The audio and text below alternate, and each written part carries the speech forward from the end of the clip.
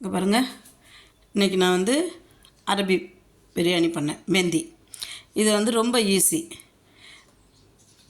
கறியை இந்த கோழி வேக போடுறதுக்கு என்ன பண்ணுங்கள், பட்டை, கிராம்பு, ஏலக்காய் இது முழுசாக எடுத்துக்கணும். கொஞ்சம் ஜீரகம் எல்லாம் முழுசாக எடுத்துகிட்டு தண்ணியில் போட்டு கோழியும் போட்டு வேக விடணும். தாளிக்கிறதெல்லாம் எதுவும் கிடையாது. வேக விட்டுட்டு அந்த கோழியை மட்டும் தனியாக எடுத்துடணும்.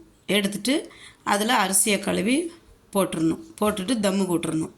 தம்மு கூட்ட விடுவார். இந்தாட்ட என்ன பண்ணணும், நம்ம வேறு ஒரு ஃப்ரை பேனில் கொஞ்சம் எண்ணெய் விட்டு இந்த கோழியை 2 சைடும் கொஞ்சமாக திருப்பி போட்டுட்டு, ரொம்ப செவக்க வேண்டாம், கொஞ்சமாக லைட்டாக ஏன்னா அது ஏற்கனவே வெந்துருச்சு.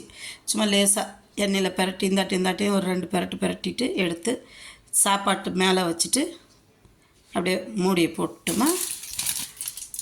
அதுக்கு மேலே இந்த கறிக்கொட்டை இருக்குல்ல, கறிக்கொட்டையை வந்து இந்த காணிக்கிறவங்களுக்கு இந்த பாருங்க, இந்த கறிக்கொட்டையை இதை வந்து நெருப்பு ஆக்கி பாதி நெருப்பாகவும் பாதி இதாகவும் இருக்கணும்.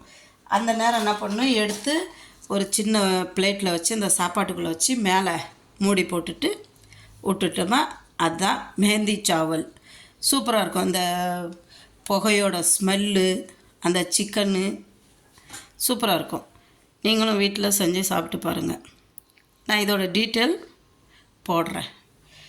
ஏன்னா இது அவசரத்தில் செய்கிறதுனால நான் எதுவும் எடுக்கலை, இப்போ தான் எடுத்தேன்.